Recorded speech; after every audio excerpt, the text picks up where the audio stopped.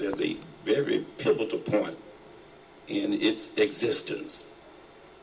There are so many different concepts and ideologies and self-made revelations that the saints are simply falling prey to. And it seems that the church is at the point of a spiritual crisis. And I was just thinking the other day, just maybe the church has become snake-bitten. Snakes is not something that many people just like to deal with.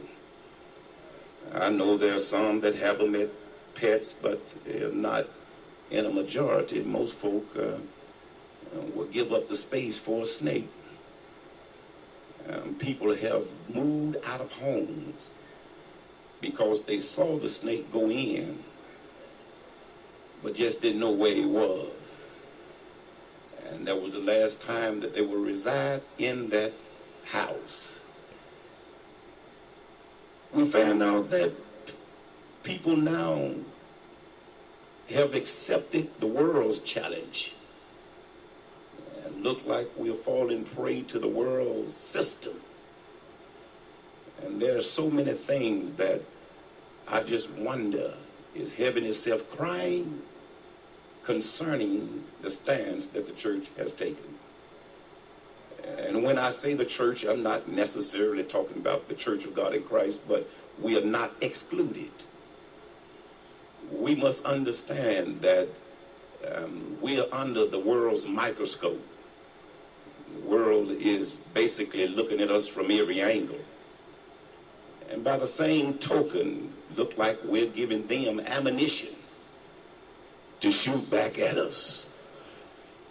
Well, we hear so many different things, and basically when most of us like to brag about how many generations we've been in the church, and it's not enough to talk about how long we've been in the church, but we need to start talking about how long the church been in us.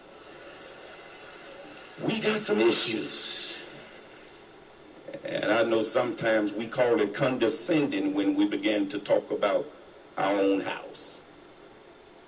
But I stand here as a gospel preacher, and I think that preachers ought to preach concerning what the God of the Bible has dictated to us to preach. What has happened that the church has become snake-bitten? Well, the world itself is trying to rewrite the Bible, and we find out that it's doing everything it can to cause the church to lose its identity. Oh, now I know that there was times that we had some things that we was very sincere about, and it's very possible we could have been sincerely wrong. But then there are some things and there are some landmarks that we should never forget.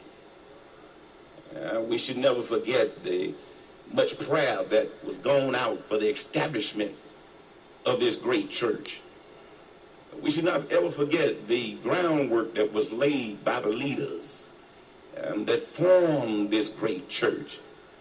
And many sacrifices that have gone forth for us to enjoy what we enjoy today. Well, the only way that Satan can really trick the church and deceive the church, he can't deceive the church from the nightclub. He can't deceive the church from out in the streets, but he can deceive the church from within the church. And the only way that can happen is with people of influence. And we find out that we live in a day and time to where we give more credence to people of influence than we do to the God of the Bible. I note the fact that even in Bible study at Liberty, people will read somebody else's book quicker than they'll read the Bible. Oh, I know you all don't have that problem. It's amazing how we can come up with all of the paths and all of the angles about what it takes to be strong in the word, but we never use the word to be able to formulate our arguments. What we must understand is that when a church gets snake bitten, we cannot be as effective as what God has established us to be.